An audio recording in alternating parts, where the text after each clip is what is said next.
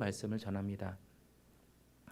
오늘 우리가 살펴볼 본문의 내용은 예수께서 초막절 행사의 마지막 시기에 예루살렘 성전에서 선포하신 그 말씀과 그리고 그 말씀에 대한 사람들의 반응에 대한 내용, 그 반응과 관련된 것입니다.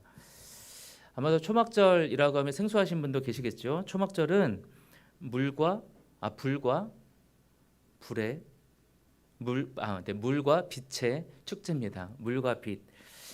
이 초막절의 기원은 레위기 23장에 나와 있습니다. 레위기 23장 33절부터 우리 초막절을 지키라는 우리 예수님의 명령이 있는데 42절 43절을 제가 한번 읽어보겠습니다.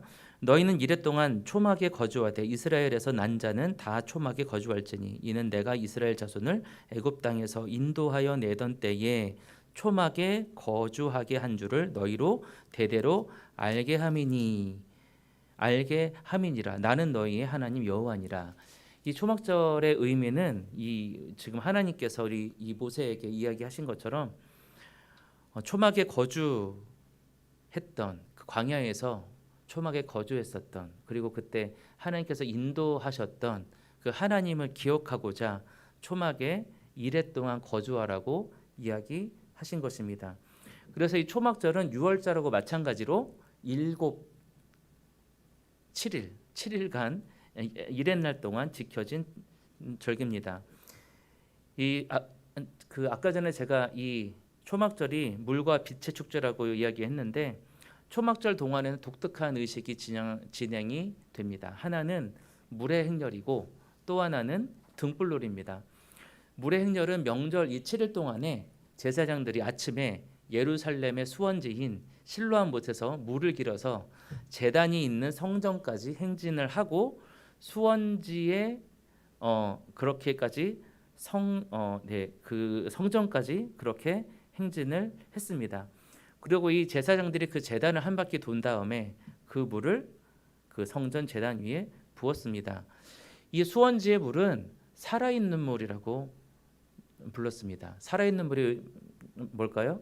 오늘 본문에 나와 있는 생수를 말합니다. 생수, 살아있는 물. 그 스가랴서에 이러한 언급이 되어져 있는데 이 실로암 못에서 이 물 근원에 있는 이 물을 길어서 이 제단 안에 계속 붓는 행사를 거쳤습니다. 이렇게 하는 이유는 광야에서 행했던 그 하나님의 일을 기억하고 또 추수 때 풍족한 그러한 비를 내려주시기를 간구하는 그러한 마음으로 이 행사를 거행했습니다. 이 행사는 첫째 날부터 여섯째 날까지는 하루에 한 번씩 행해졌고 일곱째 날에는 아침에 7번을 연속으로 그 일을 행하는 그러한 행사였습니다. 그리고 등불놀이는 우리 초막절 행사 마지막 즈음에 우리 그 예루살렘 성전에 있는 앞뜰을 이제 여인의 뜰이라고 부르는데 그 여인의 뜰에다가 높은 대를 세우고 거기에 4개의 등불을 금초대를 세웠습니다. 그리고 그 금초대에 불을 4개를 켜놓고 낮이나 밤이나 계속 그 불을 켜놨었어요. 이것이 무엇을 의미할까요? 우리 광야 때 낮에는 구름 기둥으로 그리고 밤에는 불 기둥으로 하나님을 이 백성들을 인도하셨던 그 하나님을 기억하는 그러한 행사로 이 등불놀이를 가졌습니다.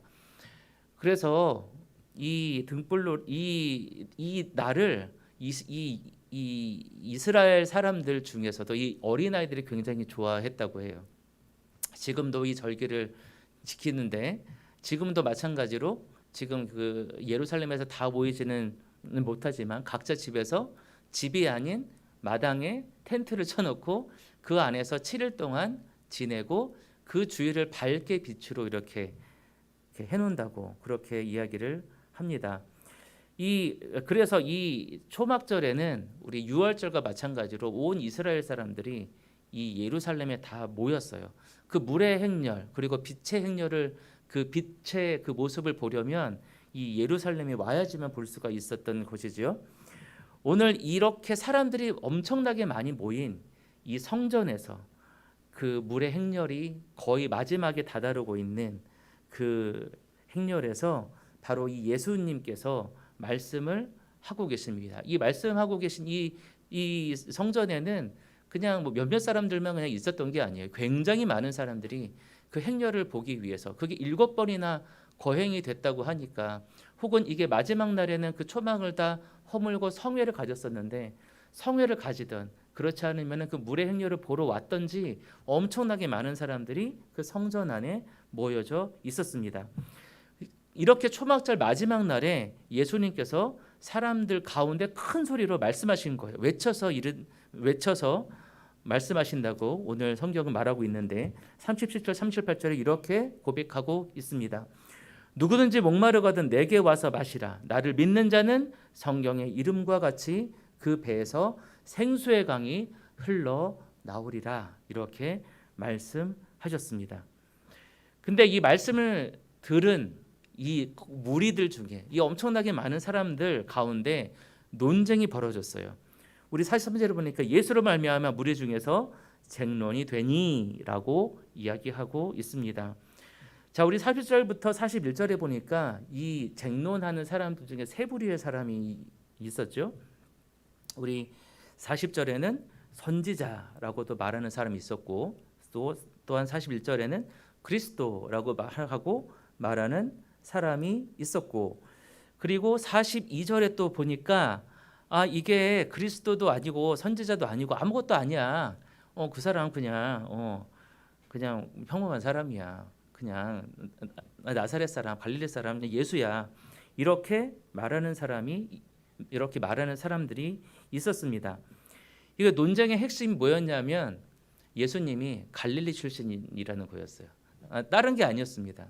이 예수님의 그 말씀 자체를 놓고 이 사람들이 따진 것이 아니고, 이 예수님이 갈릴리 출신이기 때문에 저 사람이 선지자인지 그리스도인지 아니면 둘 다 아닌지 이러한 쟁론이 벌어졌던 거예요.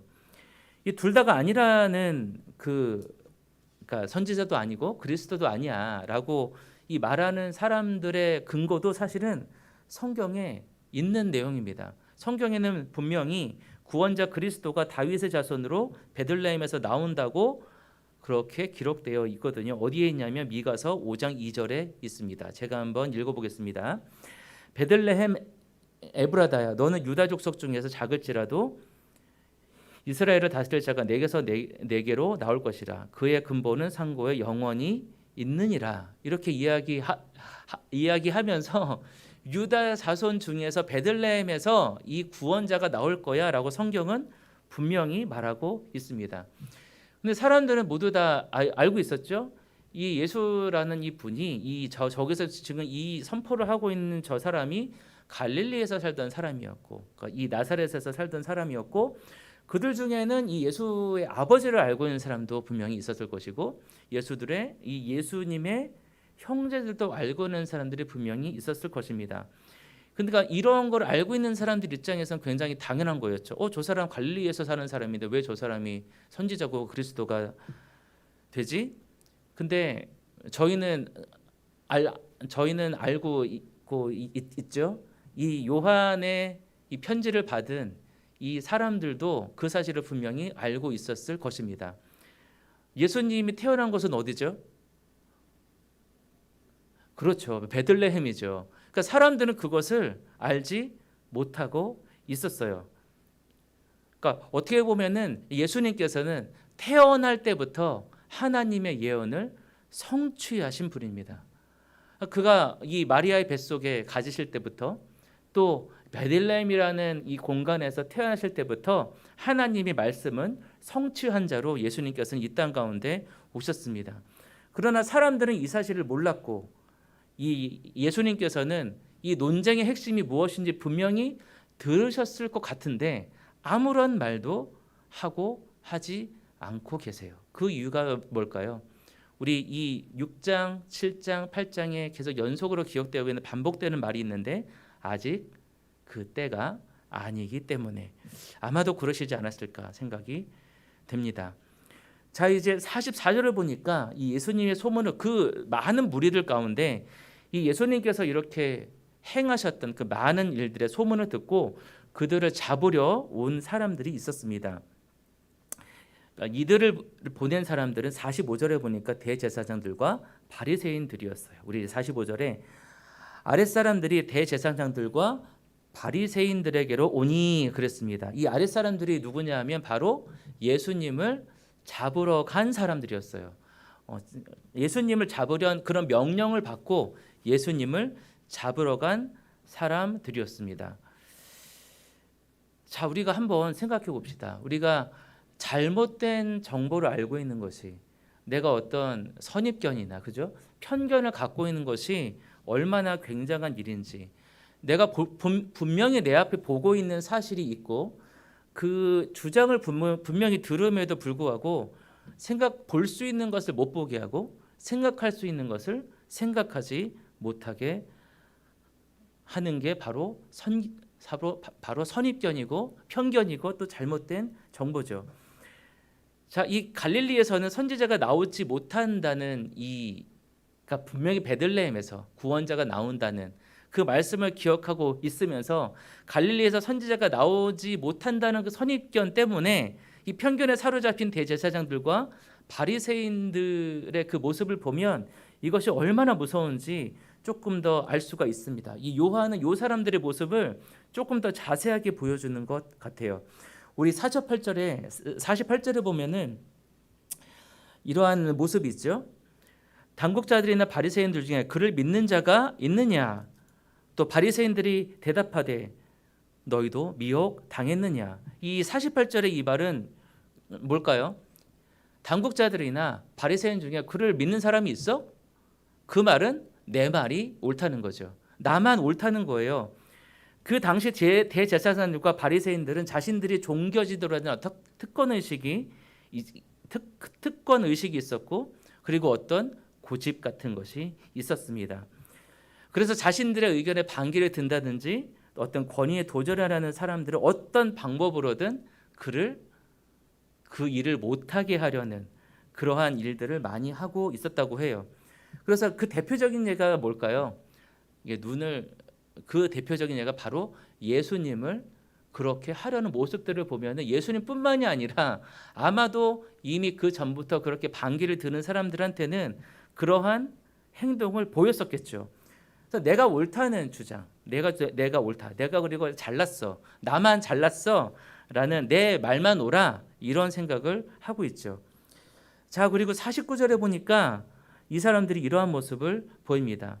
율법을 알지 못하는 이 무리는 저주받은 자도라. 저주받은 사람들이다. 율법을 알지 못하는 사람이 누굴까요? 이 바리새인과 대제사장들의 명령을 듣고 예수님을 잡아오라고 했던 이 성경이 말하는 아랫사람들, 그 사람들을 너희들은 율법을 알지 못해 라고 이야기했습니다. 자, 근데 이 사람들이 정말 율법을 알지 못하는 사람들이었을까요? 그 밑에 조금 내려가면은 50절에 그 중에 한 사람이 누구였냐면 바로 니고데모였어요. 니고데모는 누구죠? 산헤드린 공의회에 소속한 회원이었고, 자기 스스로가 율법을 하나도 내가 지키지 않은 것이 없다고 주장할 정도로 율법을 굉장히 잘 알고 있던 사람들이었습니다. 근데 그 니고데모를 분명히 봤을 텐데 여기 있는 사람들이 그거를 몰랐을까요? 거기에 그 사람이 그런 사람이었는지 다 알고 보지 있었겠죠. 그러나 그럼에도 불구하고 그 사람들을 저주했어요. 무엇 때문에? 잘못된 정보 하나 때문에, 내가 알지 못하는 것, 또 편견 때문에. 자, 그리고 52절에 보니까 이 사람들이 이러한 모습을 보입니다. 그들이 대답하여 이르되 너도 갈릴리에서 왔느냐? 찾아보라. 갈릴리에서는 선지자가 나지 못하느니라 하였더라. 그들이 대답하여 이르되 너도 갈릴리에서 왔냐? 이게 누구한테 한 말이냐면은 50절에 나왔던 니고데모한테 한 말이에요. 왜요?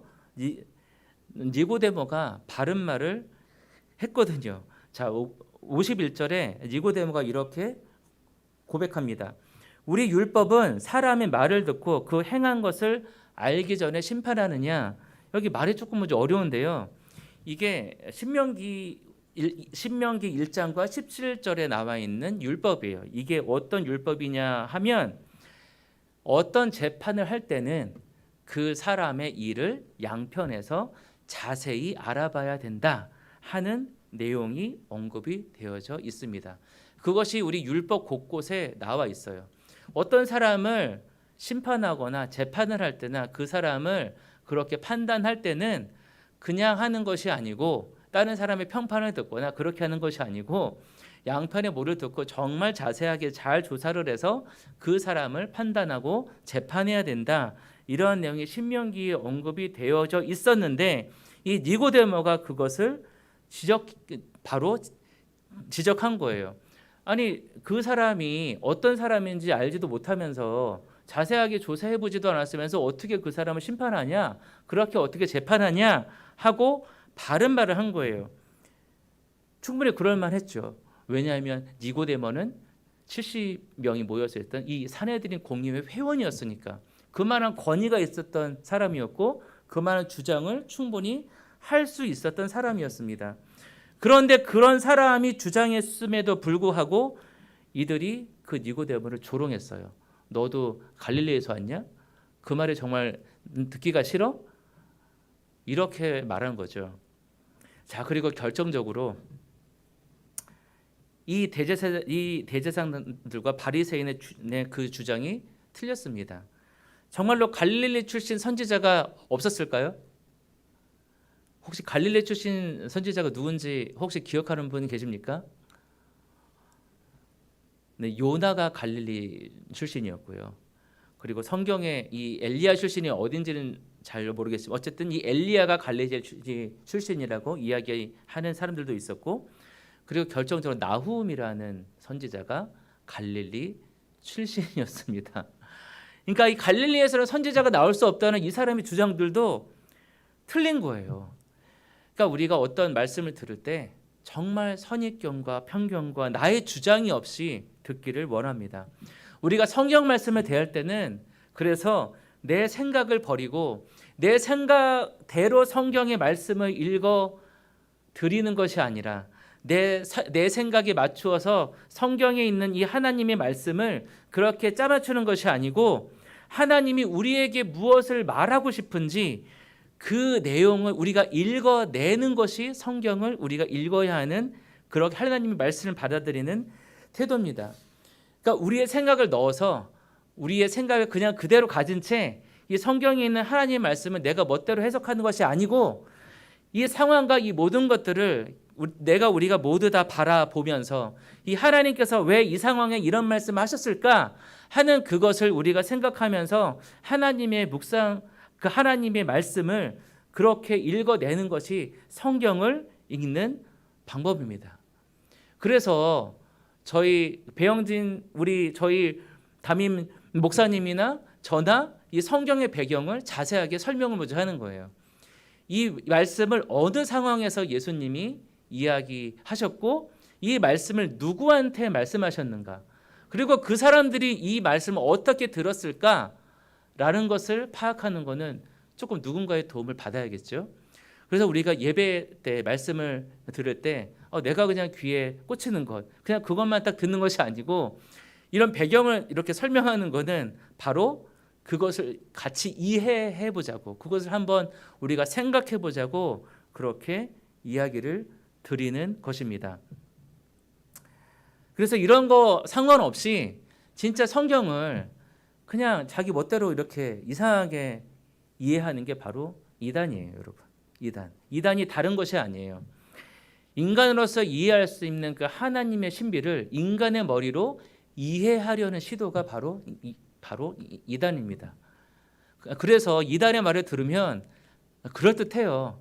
다들 막 성경에 나와 있는 말 같고, 근데 성경에 나와 있는 그 말을 그 맥락에서 하신 말씀이 아니거든요. 대부분 다. 그 이단에서 하고 있는 그 자신들의 주장이 그 문자 그대로는 그 말이 맞는 것 같지만 실제로 하나님께서 혹은 예수님께서 그 맥락대로 이야기하신 말씀이 아니에요.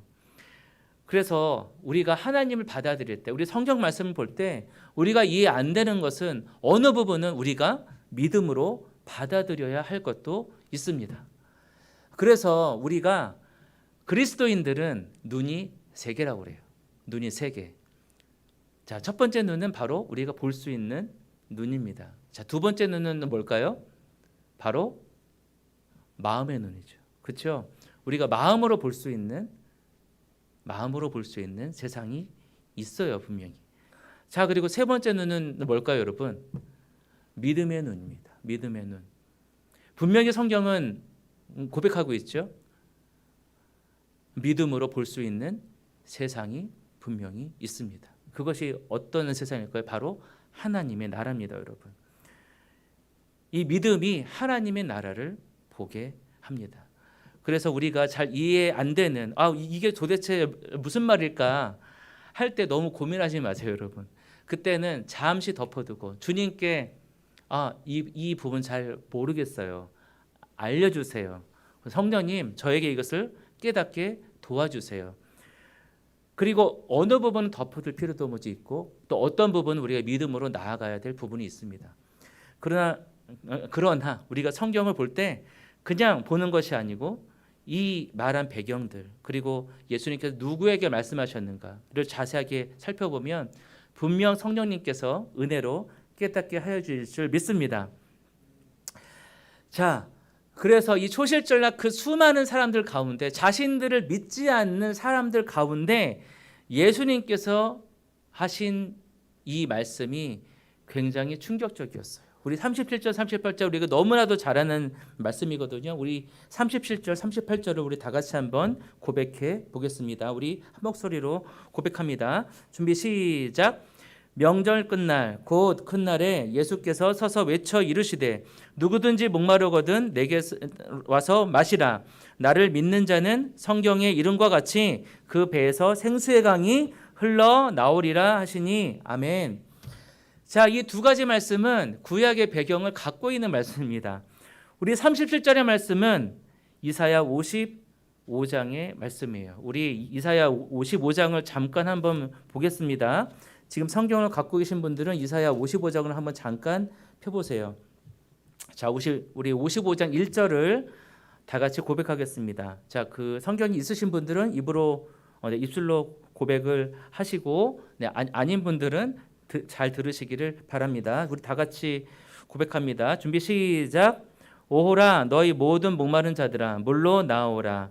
돈 없는 자도 오라. 너희는 와서 사 먹되 돈 없이 값 없이 와서 포도주와 젖을 사라. 아멘. 이 누구든지 목마르거든 내게로 와시 마시라는 이 말씀은 이 이사야 55장 1절에 나오는 말씀입니다. 그리고 이 말씀을 들은 사람들, 그 성전 안에 있던 바리새인들과 대제사장들과 또 이런 사람들은 이 말씀을 예수님 말씀을 딱 듣자마자 이 이사야 55장의 이 말씀을 분명 떠올렸을 거예요. 자, 이 이사야 55장의 말씀이 어떤 말씀인고 하니 이 이사야가 바벨론 포로로 잡혀가서 살고 있는 유대인들을 향해서 선포한 말씀입니다. 그러니까 이미 포로로 잡혀가서 바벨론에서 열심히 잘 살고 있던 그 당시의 바벨론은 경제의 중심지였어요. 그러니까 지금으로 말하면 뭘까요? 그 미국의 뉴욕 이런 것처럼 모든 것들이 다 그곳으로 몰려져 있던 그러한 경제의 중심지였습니다. 큰 돈을 벌면 그곳으로 가야지 됐어요. 그러니까 우리 대한민국에서 큰 돈을 벌려면 그 많은 사람들이 이 서울에 와서 열심히 살려고 그렇게 하듯이 그렇게 이 바벨론으로 가야 큰 돈을 벌려고 했던 그 많은 사람들은 바벨론으로 갔습니다. 그 당시에 유대인들은 어떻게 생각했을까요? 잘 못 살았을까요? 물론 포로로 잡혀가서 노예로 살던 사람도 분명히 있었겠죠. 그런데 그곳에 갔던 사람들이 대부분 잘 살았다고 해요. 그 대표적인 예가 누굴까요? 다니엘이었죠. 다니엘. 그죠? 거기서 왕궁에서 그렇게 준수한 사람들을 뽑아서 그렇게 했을 정도로 그렇게 살았던 사람들이 분명 있었습니다. 거기에서 그 사람들이 70년 동안 살면서 어떻게 살았을까요? 하나님을 잊어버리고 살아온 사람들이 많이 생겨났죠. 그래서 그 사람들에게 이사야가 선포했던 거예요. 목마른 자들아. 자, 그래서 그 뒤에 나오는 말들이 있죠. 젖과 뭐 이런 것들, 그것은 소용이 나머지 없다는 거예요. 너희들이 진짜 구해야 되는 건 영혼의 목마름을 채워야 된다. 그래서 그 목마름을 채우려면 바로 내게 나와라. 내가 누굴까요? 바로 하나님. 여호와 하나님께 나와라. 그래야지 너희들이 그 목마름을 채울 수 있다. 자, 지금 이 상황을 한번 생각해 보세요, 여러분. 초막절에 이 사람들이 7일 동안에 했던 그 행렬이 물론 하나님을 기억했겠지만 그 행렬의 중심에는 뭐가 있었냐면 바로 추수할 곡식들을 풍성하게 해주세요 라는 그 마음이 깔려져 있었습니다. 자, 그런데 여러분, 레위기 23장에는 그런 말이 없어요. 제가 아까 봤었던 42절 43절에는 물로 어떻게 해라, 등불로 어떻게 해라 이런 말씀이 없어요. 그냥 그때는 초막절로 잘 드려라. 그리고 그때 너희가 광야에서 지냈던 그 초막 생활을 하면서 나를 기억해라. 이 말씀 외에는 아무것도 없습니다. 그런데 이 많은 사람들이 무엇을 구경하러 나왔어요? 물의 행렬을 구경하러 나왔고 그 등불의 그 밝음을 구경하러 나왔습니다. 지금 하나님이 무엇을 말씀하시는 걸까요? 너희들이 진정 무엇을 보기 위해 이 자리에 있느냐? 너희들이 지금 나를 바라보느냐? 너희들이 무슨 자리로 무엇을 보기 위해서 이 자리에 나왔느냐? 너희들이 성전에 왔지만 하나님을 제대로 보느냐? 바로 이 말씀하고 계신 거예요. 이 많은 사람들에게. 그리고 예수님께서 이렇게 선포하십니다. 나를 믿는 자는 성경의 이름과 같이 그 배에서 생수의 강이 흘러 나오리라. 우리 오늘 새벽 설교를 들으신 여러분은 이 말씀도 우리 에스겔 47장에 근거한 말씀입니다. 이 에스겔은 그날 성전에서 물이 흘러 넘쳐서 모든 생물을 살릴 거라고 예언하고 있는데, 그리고 스가랴서 14장에 이 생수가 동과 서로 나뉘어서 온 땅에 흐를 거라고 선포하고 있는데 바로 그 생수의 강이 흘러 넘칠 거라고 이야기하고 있습니다. 그런데 요한이 이 말에, 이 예수님의 말씀에 주석을 달아놨어요. 왜 그랬을까요? 이때 이 말씀을 할 때 사람들이 이 말씀의 진정한 의미를 아무도 몰랐어요. 요한도 몰랐어요. 그런데 나중에 보니까 이 말이 그런 말이었던 거예요. 그래서 이 요한의 말에, 이 예수님의 말씀에 요한이 주석을 달아놨습니다. 우리 39절을 다 같이 한번 고백하겠습니다. 자, 준비 시작. 이는 그를 믿는 자들이 받을 성령을 가리켜 말씀하신 것이라. 예수께서 아직 영광을 받지 않으셨으므로 성령이 아직 그들에게 계시지 아니하시더라. 그렇죠, 여러분. 십자가에 못 박혀 돌아가시고 다시금 부활하셔서 제자들에게 나타나신 그때, 그렇죠. 그리고 다시금 또 제자들에게 부활하신 다음에 40일 동안 말씀을 가르치시다가 그 하늘로 완전히 올라가신 후에 다시 제자들이 그 하나님을 간구하고 성령을 간구하고 하나님의 그 예수님 말씀을 기억하면서 기도하고 있을 그때 바로 비로소 성령이 내려오셨습니다. 아직 영광의 순간은 아직 오지 않았어요. 그런데 요한이 생각을 하니까 그때 예수님이 하신 그 말씀이 바로 이걸 말씀하신 거야. 가장 정확한 주석이겠죠. 그 가장 정확한 예수님의 말씀을 풀이한 겁니다. 이 바로의 생수의 강이 무엇을 말하냐 하면 바로 성령을 말씀하시는 거라고 그랬어요. 성령. 자, 근데 성령이 지금 생수의 강이 지금 어떻게 된다고요? 지금 어떻게 돼요, 여러분? 흘러 넘친다고요. 흘러 넘친다는 거예요, 여러분. 이 흘러 넘친다는 말을 이 헬라어로 하면 플레로마라는 말이에요. 플레로마라는 이 말은 무슨 말이냐면 우리가 성령 충만이라는 말을 먼저 하잖아요. 성령 충만. 지금 이 생수의 강이 흘러 넘친다는 말이 이 성령 충만하라는 그 말인데, 이 충만이라는 말을 말하는 이 플레로마라는 말은 가득 찼다는 게 아니에요, 여러분. 우리가 성령 충만하면 성령님이 가득 찼다. 우리의 성령님의 몸이 뭐 우리의 몸에 진짜 꽉 찬 것 같다. 이런 게 뭐지 아니고요. 여기에 이 예수님의 이 표현처럼 흘러 넘치는 겁니다. 이 플레로만 아니라 흘러 넘치는 거예요. 그래서 우리가 이 말을 할 때는 나에게만 가득 찬 것이 아니라 나에게 이 성령님이 정말 가득 차고 넘쳐가지고 그것이 나로서만 끝나는 것이 아니라 내 주위에 있는 많은 사람들, 내가 사랑하는 사람, 나의 이웃들에게 그 생명의 그 샘물이 흘러 넘친다는 거예요. 지금 이 사람들이 어디에서 물을 넣었죠? 실로암 못에서. 그 실로암 못을 뭐라고 이제 불렀다고요? 생수라고 불렀다고요. 살아있는 물이라고 불렀어요. 그 사람들이 살아있는 물을 그 제단에다가 뿌리면서 무엇을 강구했다고요? 하나님을 보게 강구했다고요? 아니요. 뭐를요? 뭐를 먼저 강구했어요, 여러분?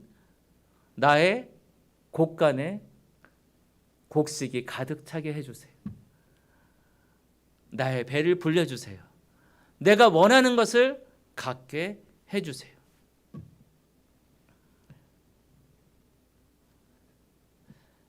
자, 근데 하나님은 자판기가 아니고요. 신용카드가 아닙니다. 내가 긁으면 나오는 그런 신용카드가 아니고요. 그냥 누르면 내가 원하는 게 나오는 자판기가 아니에요, 여러분. 하나님께서 원하시는 것은 우리 요한복음에 계속 반복되는 게 있죠. 바로 하나님을 바라보는 것. 하나님께 시선을 두는 것. 그것을 잊은 사람들을 향해서 예수님이 반복해서 자신을 지금 드러내어놓고 계십니다. 자, 그런데 놀라운 말씀이에요, 이게. 자, 우리 38절에 생수의 강이 흘러나오기 위한 조건이 뭡니까? 나를 믿는 자 그랬습니다. 그러니까 우리가 찬양하고 기도하고 말씀을 듣고 하는 이 모든 행위들이 이것을 위해서 우리가 정말 그 성령 충만하고 그죠? 우리의 신앙생활을 잘하기 위해서 이런 것들을 하잖아요. 근데 우리의 목적은 우리가 그냥 그렇게 잘함으로 인해서 나의 어떤 그런 만족감을 느끼거나 아니면 내가 정말 신앙생활 잘하거나 이렇게 하면 성령님이 충만하실 거야. 근데 기도로 채우는 것이 아니고 말씀으로 채워지는 것이 아니고 그렇다고 어떤 찬양으로 했다고 채워지는 것이 아니라고 그랬어요. 그거의 시작은 뭐라고 여러분? 우리 예수님께서 여러분들에게 선포하고 계십니다. 나를 믿는 자는 그 배에서 생수의 강이 흘러 나오리라. 예수를 믿는 믿음 없이 찬양하고 기도하고 말씀을 듣는 것은 아무런 소용이 없어요, 여러분. 예수를 믿는 것부터 이 모든 것이 시작합니다. 어떠한 고백일까요? 우리의 모든 삶을, 우리의 온 세상을 바로 예수님께서 다스리시고 나의 삶을 인도하여 내어주신다. 우리 8장에 가면 이제 비로소 그런 고백이 나옵니다. 나는 세상의 빛이라. 나를 인도하시는 분. 세상을 인도하시는 분이 바로 예수 그리스도이십니다. 자, 그러면 우리가 찬양하고 말씀 듣고 기도하는 것은 뭘까요? 바로 우리가 가졌던 그 예수님의 믿음을 우리의 입술로 시인하는 것입니다. 우리는 이게 믿음의 고백이에요, 여러분. 우리가 기도하고 찬양하고 우리가 이렇게 말씀 듣고 하는 것들은 우리가 하는 고백이지 이것 자체로 우리가 무엇을 얻을 수는 없어요, 여러분. 그 믿음의 출발은 뭐라고요? 그 성령 충만의 출발은 바로 예수 그리스도를 믿는 것. 그것을 내가 전심으로 믿는 것. 바로 이것으로 출발합니다. 근데 그 믿음이 나의 의지대로 오지 않아요. 우리가 예수님을 믿는 것은 그래서 기적입니다. 우리가 예수를 믿는 것은 기적이에요, 여러분. 패역한 저희들이, 이 눈이 가리워졌던 사람들이, 세상의 선입견에 사로잡혀 있었던 저희들이 어떻게 예수님을 보겠어요? 어떻게 그 예수님의 음성을 듣겠어요? 어떻게 예수님께서 말씀하신 그 사실을 나 삶에서 행할 수가 있겠어요? 그건 내 힘으로 결코 할 수 없는 일입니다. 우리의 성경에 남아있는 많은 신앙의 선진들이 그것을 고백하고 있어요. 내가 돌아보았더니 내가 그걸 내 힘으로 했는 줄 알았는데 그게 아니더라. 그게 하나님께서 나에게 그렇게 행하게 하셨더라. 우리 목장 모임에 저는 날마다 이러한 고백이 나오기를 원합니다. 그러한 목장 모임이 되길 원하고 그러한 우리 공동체가 되기를 원합니다. 내가 일주일의 삶을 돌아보니 하나님께서 이렇게 하셨더라.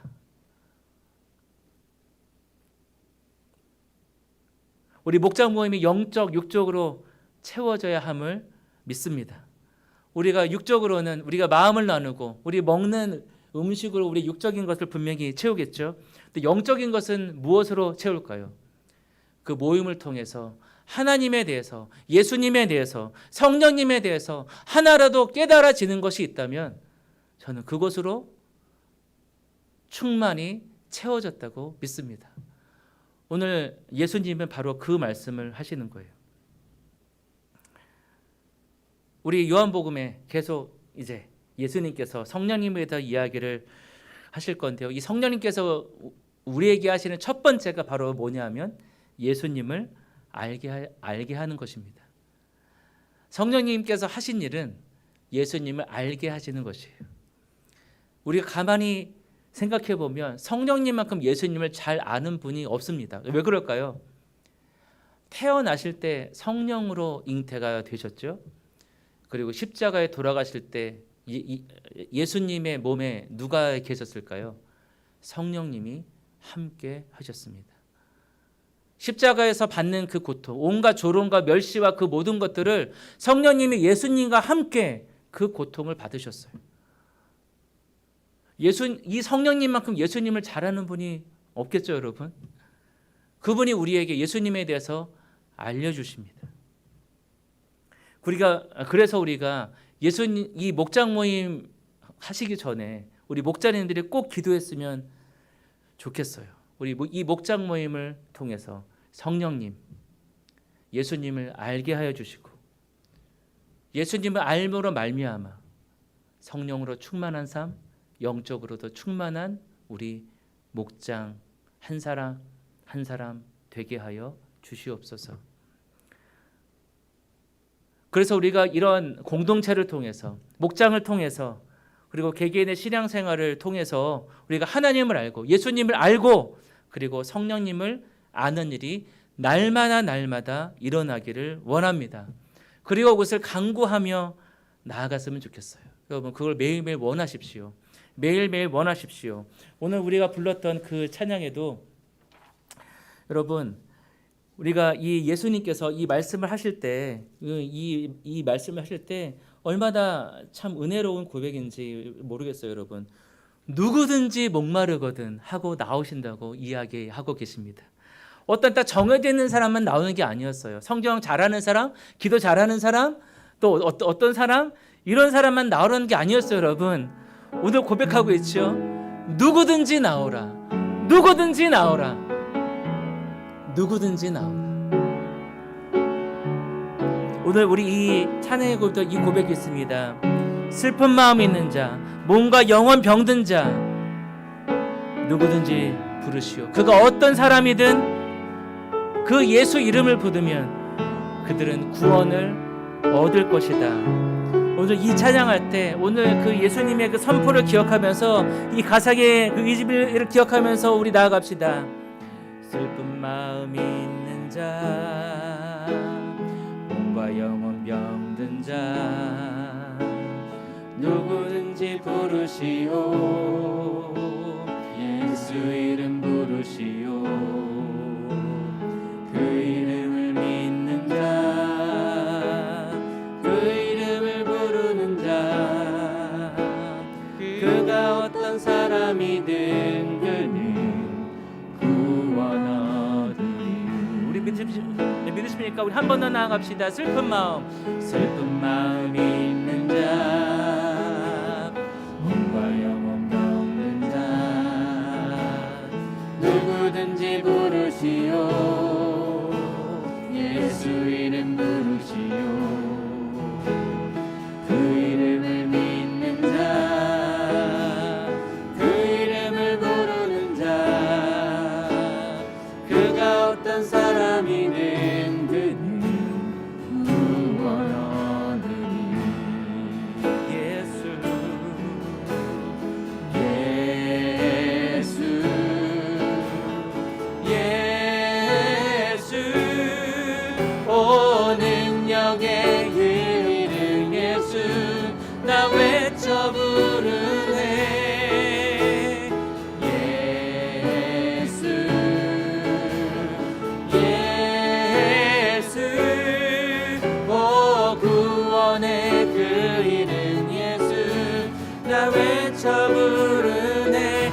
예수 그리스도.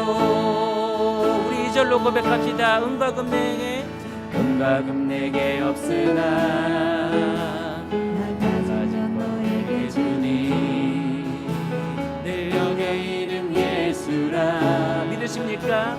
그 이름을 붙드시오. 오 주님, 그 이름을 믿는 자, 그 이름 외치는 자, 그 이름을 외치는 자, 그가 어떤 사람이든 그는 주의 영광 보리라. 여러분 믿으십니까? 우리 고백하며 나아갑니다.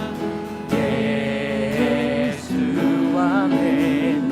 예수 오 능력의 그 이름 예수 나 외쳐 부르네.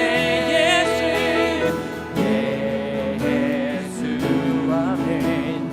예수 오 구원의 그 이름 예수 나 외쳐 부르네. 예수 아멘. 주님 예수 오 능력의 그 이름 예수 나 외쳐 부르네. 다시 한번 고백합니다. 예수. 우리 전심으로 그분의 이름을 높이십시다. 우리 예수 믿음으로 나아가길 원합니다. 주님 오 구원의 그 이름 예수 나 외쳐 부르네. 예수 그리스도. 우리 다 같이 기도하길 원합니다. 우리 이 예수님의 선포대로 우리가 누구든지 나와 그를 부르는 자는 우리 그 배에서 생생하게 흘러 넘치리라. 이 고백을 믿고 우리의 삶에서 성령이 역사하여 주옵소서. 아버지 우리의 삶 가운데서 성령 충만을 살게 하여 주옵소서. 아버지 그러나 그것의 시작은 그리스도를 믿는 것을 좀 믿습니다. 아버지 주님 믿음으로 나아가니 우리의 삶 가운데 성령의 기적이 넘치게 흘러나오도록 역사하여 주시옵소서. 우리 다시 우리 주님 한번 치면서 우리 주께 나아가겠습니다. 주여 사랑권의 주마신 주 하나님 아버지 우리 가운데 아버지와 성령의 능력이 성령의 살아 숨심이 아버지와 흘러넘치길 원합니다. 아버지 주님 아버지여 우리의 삶 가운데 아버지와 우리의 성령 충만한 그 삶 아버지와 우리 입술로 고백을 원하고 우리 찬양의 고백으로 원하고 우리가 말씀을 듣는데 성령의 충만함에 함께 원합니다. 아버지여 그러나 오늘 말씀하셨습니다. 성령 충만의 시작은 바로 예수 그리스도를 믿는 것 그를 믿는 것 우리를 구원하시니 그분을 믿는 것이라 아버지여 그렇게 선포하셨습니다. 아버지여 우리가 그것을 믿습니다. 아버지여 그래서 내가 주의 이름 높입니다. 예수의 주의 이름을 높입니다. 아버지여 주여 우리의 삶에서 그의 입술로 아버지여 그런 고백하는 저들 되게 하여 주시고 아버지여 성령의 인도하심을 말미암아 아버지여 우리의 삶 살아낼 수 있도록 아버지여 그래서 우리의 삶에서 주님의 능력이 나가고 주님의 권세가 나가고 생명의 뜻이 넘치는 아버지여 성대한 사랑을 되게 하여 주옵소서. 아버지가 특별히 원하는 것은 아버지여 우리 목장의 모든 목장 모임 가운데 이런 성대하게 능력 넘쳐 널리길 넘치길 원합니다. 아버지 우리 한 사람 믿음으로 나아가길 원합니다. 아버지 특별히 우리 목자들 아버지 성령님께 아버지 간구하며 나아가길 원합니다. 성령이 도와주십시오. 성령이 도와주십시오. 아버지 우리 가운데 주님의 음성을 듣기 원하오니 주여 말씀하여 주옵시오. 내가 주님 알면만 이곳에 아버지의 생수의 흘러넘치게 도와주십시오. 이 고백으로 이제 나아가오니 주여 도와주옵소서.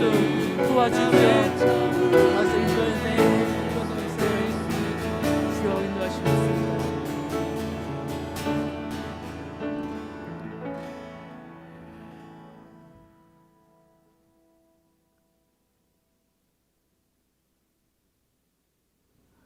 사랑과 은혜가 풍성하신 주 하나님 아버지, 우리 주님의 말씀을 기억합니다.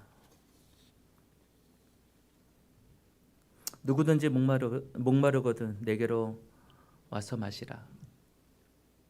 나를 믿는 자는 그 배에서 생수의 강이 흘러 넘치리라. 우리는 이 말씀을 믿습니다. 생명의 근원 되신 예수 그리스도를 믿습니다. 아버지 그것으로 말미암아 이 공동체 가운데 생명의 그 능력이 넘치게 하여 주시옵소서. 성령님이 그 일을 함께 행하실 줄로 믿습니다.